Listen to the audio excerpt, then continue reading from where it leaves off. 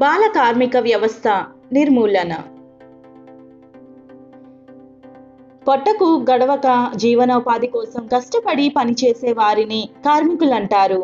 బాల్యంలోనే ఈ విధంగా పనులు చేసి డబ్బు సంపాదించుకొని పొట్ట పోసుకునే వారిని బాల కార్మికులంటారు. చదువు కోసమని ఆ బాల్యంలో వాళ్ళ చిట్టి చేతులతో బరువైన పనులు చేస్తూ కర్మాగారాల వంటి అనారోగ్య కేంద్రాలలో పని చేయవలసిన దుస్థితి దాపరించడం నిజంగా అందరూ ఖండించదగ్గ విషయం. బాల కార్మిక వ్యవస్థ ఆసియా, ఆఫ్రికా ఖండ దేశాల్లో ఎక్కువగా ఉంది. బాల కార్మిక వ్యవస్థను రూపుమాపడానికి ఐక్యరాజ్య సమితి, ప్రపంచ కార్మిక సంఘం, ప్రపంచ ఆహార ఆరోగ్య సంస్థలు విశేష కృషి సాగిస్తున్నాయి.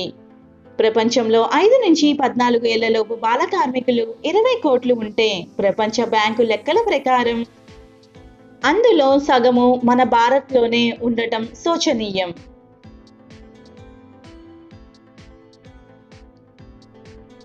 బాల కార్మిక నిషేధం మరియు నియంత్రణ చట్టం ప్రకారం 14 ఏళ్ల దాటని వారంతా బాలులు. 14 సంవత్సరాలు నిండని బాలబాలికలు పనుల్లో పాలు పంచుకుంటే వారిని బాల కార్మికులు అనాలి. బాల కార్మికుల వ్యవస్థ ఏర్పడడానికి చాలా కారణాలున్నాయి. భారతదేశంలో పేదల సంఖ్య హెచ్చు. పేద తల్లిదండ్రులు వేనీళ్లకు చన్నీలులా తోడవుతారని తమ పిల్లల్ని పనులకు పంపిస్తున్నారు.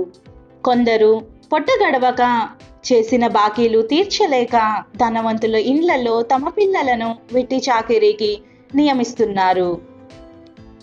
తండ్రులు బాకీలు తీర్చలేకపోవడంతో ఆ బాలులు శాశ్వతంగా వెట్టి చాకిరీకి బానిసవుతున్నారు. కొందరు తండ్రులు దుర్వ్యసనాలకు డబ్బు లేక తమ పిల్లల్ని పనులకు పంపిస్తున్నారు. కొందరు బాలురు తల్లిదండ్రుల ఆసక్తత వల్ల తప్పనిసరి పరిస్థితుల్లో పనిచేసి సంపాదిస్తున్నారు.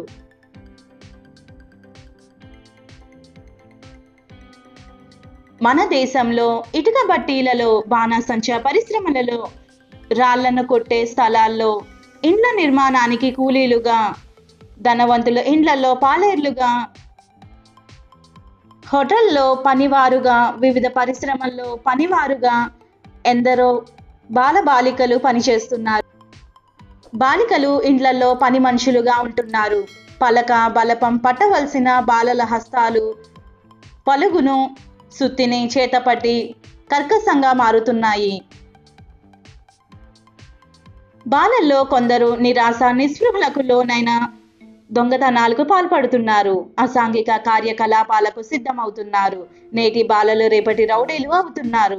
బాల్యంలో శారీరక శ్రమ హెచ్చు కావడం వల్ల వారిలో రోగనిరోధక శక్తి తగ్గి వారు శక్తి సామర్థ్యాలు తగ్గి జీవచ్ఛవాలు లాగా మారుతున్నారు. యజమానులు వీరికి తక్కువ జీతాలిచ్చి బండ చాకిరీ చేయిస్తూ లాభాలు ఆర్జిస్తున్నారు. బాల కార్మికుల వ్యవస్థ సమాజానికి సిగ్గుచేటు అయినది. బాల కార్మిక వ్యవస్థ నిర్మూలనకు 1996లో సుప్రీంకోర్టు కొన్ని మార్గదర్శకాలను సూచించింది. ప్రమాదకర పరిశ్రమలలో బాలలను నియమించిన యజమాని నుంచి కార్మికుడికి 20,000 వంతున అపరాధ రుసుము వసూలు చేయాలి. బాల కార్మికుల సంక్షేమ పునరావాస నిధిని ఏర్పరచాలి. ఆంధ్రప్రదేశ్ ప్రభుత్వం 2003లో బాల కార్మిక వ్యవస్థను చట్టపరంగా నిషేధించింది. వెట్టి చాకిరీని నిషేధించింది. బాల కార్మికులందరినీ బడికి పంపించేలా చదువులు పండుగగా నాడు నేడు ద్వారా పాఠశాలల అభివృద్ధి చేస్తుంది.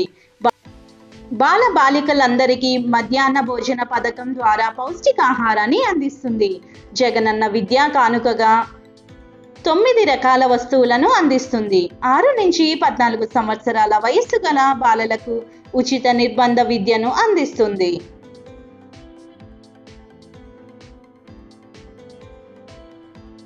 మన భారత ప్రభుత్వం బాల కార్మిక వ్యవస్థను నిర్మూలనకు చట్టాలు చేసి వ్యతిరేకించిన వారిని కఠినంగా శిక్షిస్తోంది. దేశంలో దారిద్ర్యం ఉన్నంత కాలం బాల కార్మిక వ్యవస్థను పూర్తిగా రూపుమాపడం కష్టం. ఈ విషయంలో తల్లిదండ్రులలో కూడా మార్పు రావాలి. తమ కష్టపడి బిడ్డలను చదివించి ఉత్తమ భావి పౌరులుగా తీర్చిదిద్దాలి. పిల్లలకు ఉపకార వేతనాలు ఇవ్వాలి. కర్మాగారంలో యజమానులు కూడా బాల కార్మికులను నియమించడం మానుకోవాలి. అచిర కాలంలో బాల కార్మిక వ్యవస్థ రూపుమాపబడుతుందని, బాలబాలికలందరి ముఖాలపై చిరునవ్వులు చిందుతాయని ఆశిద్దాం.